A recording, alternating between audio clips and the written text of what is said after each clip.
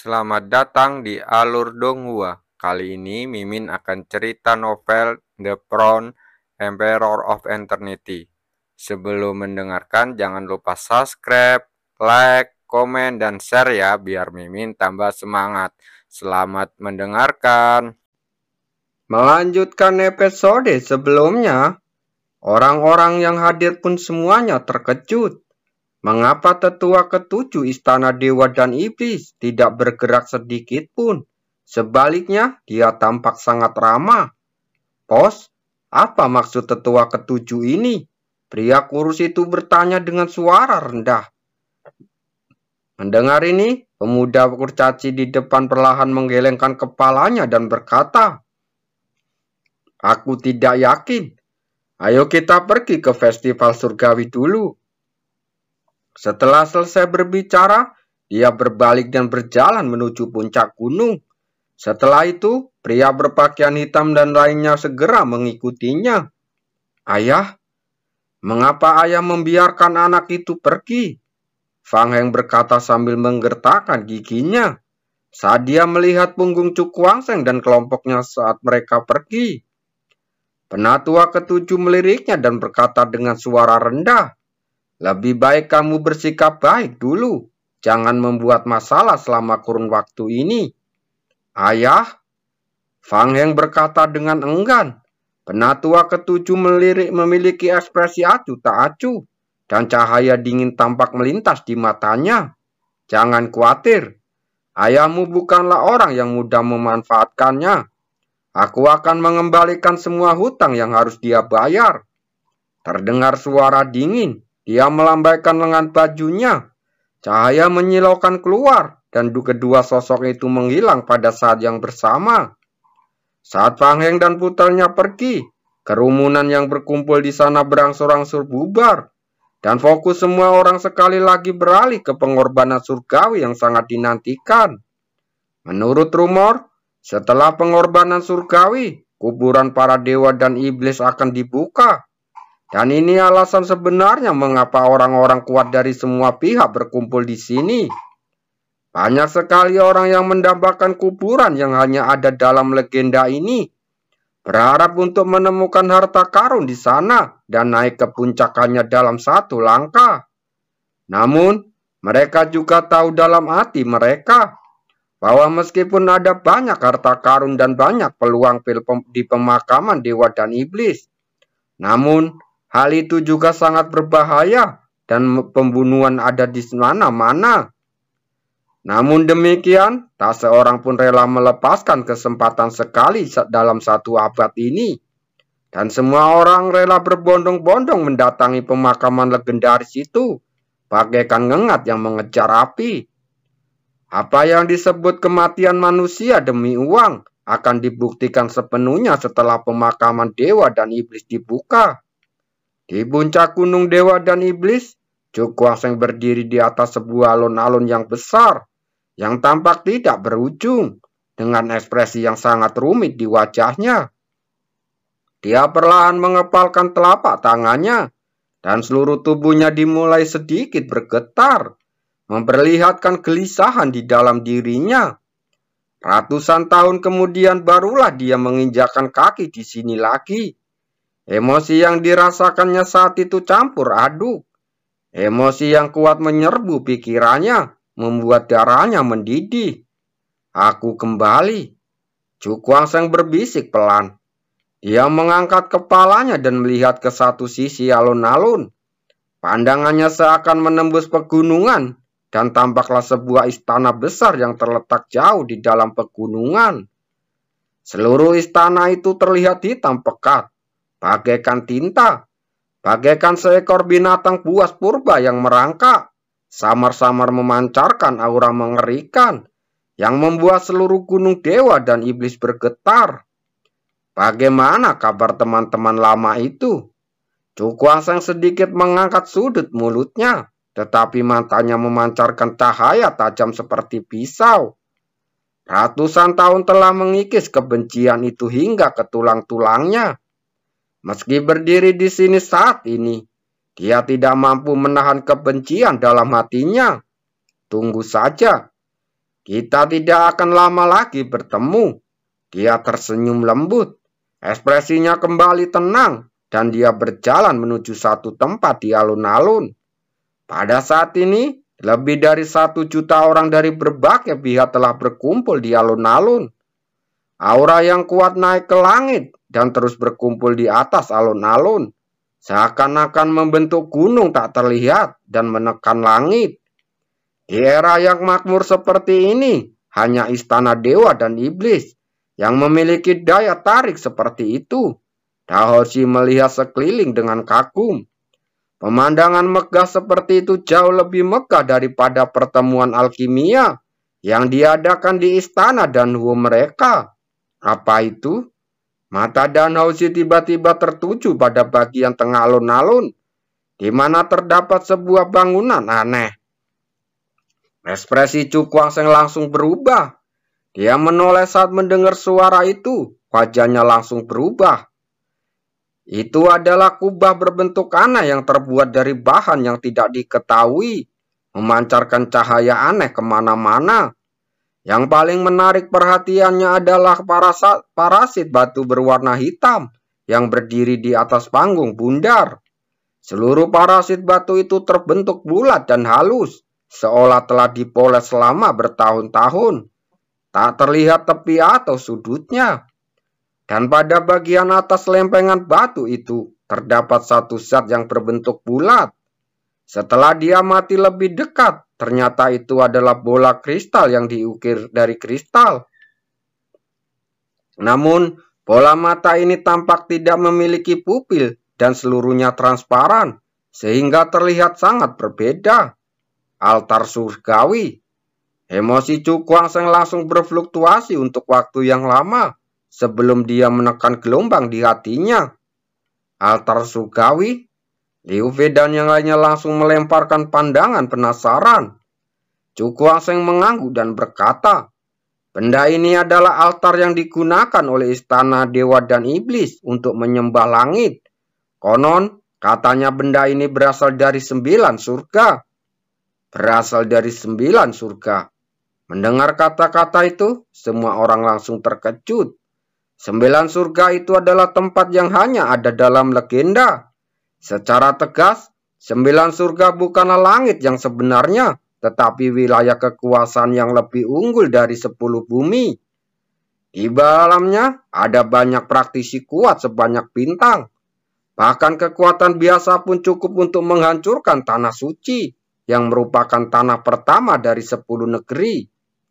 Ekspresi Chu Guangsheng langsung berubah.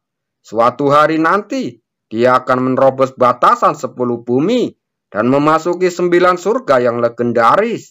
Namun sayangnya, pada akhirnya, sambil menggelengkan kepalanya, tatapannya bergerak sepanjang lempengan batu, dan akhirnya mendarat pada bola mata yang diukir dari kristal.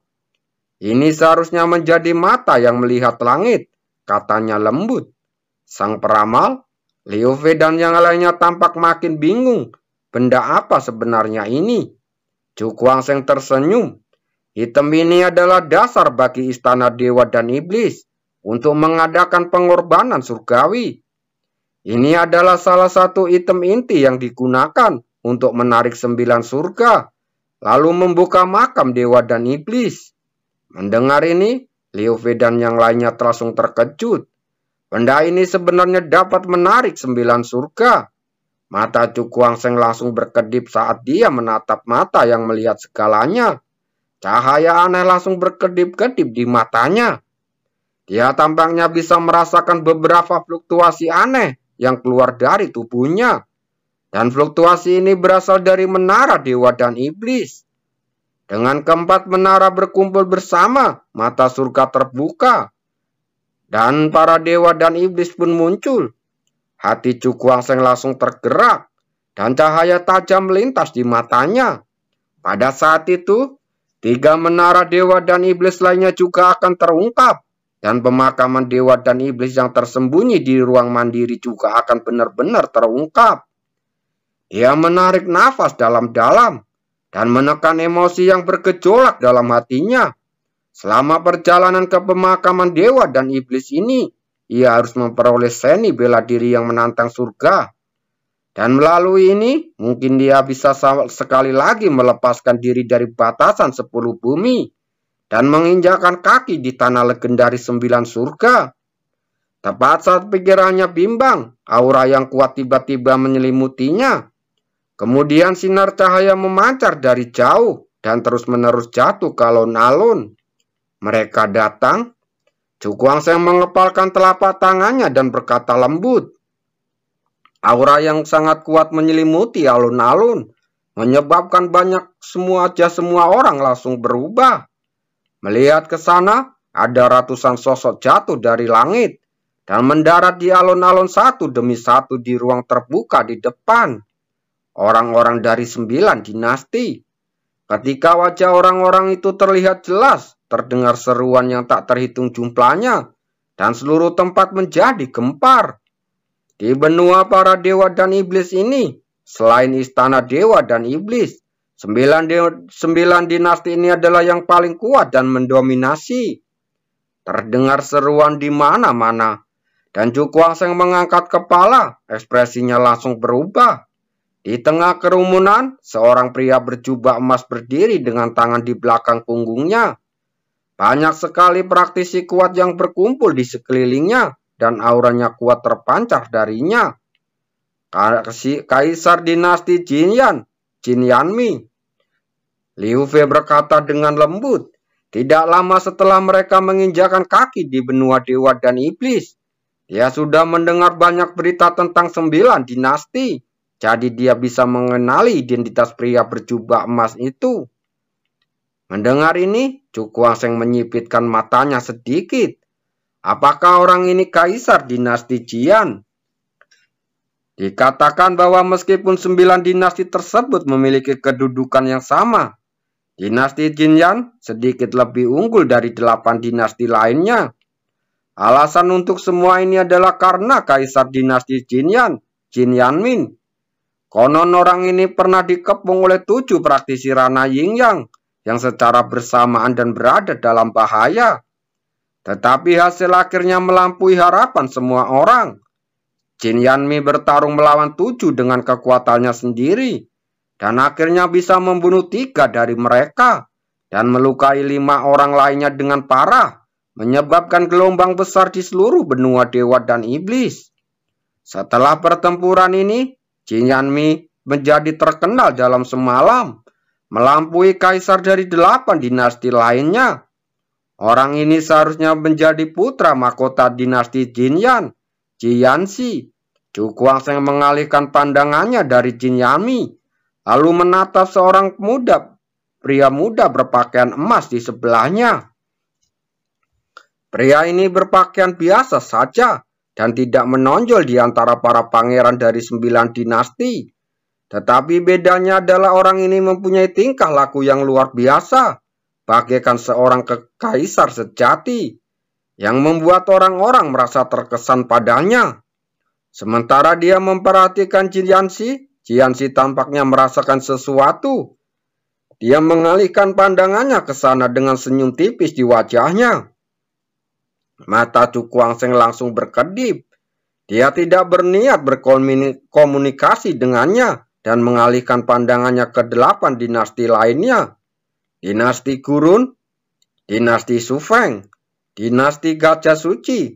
Wajah-wajah yang tak dikenal melintas di matanya. Di antara orang-orang ini ada banyak orang yang kuat, yang membuat Cukuangseng sangat takut. Dinasti Tian Sui.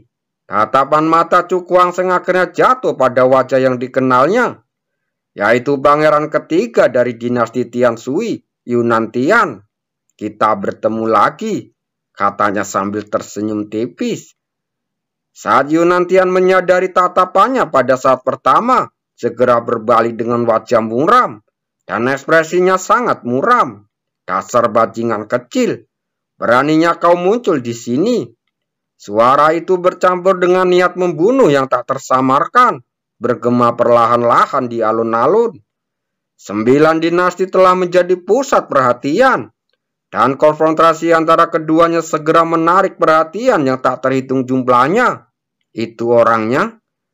Anak ini telah bertemu dengan dinasti Tian Shui lagi.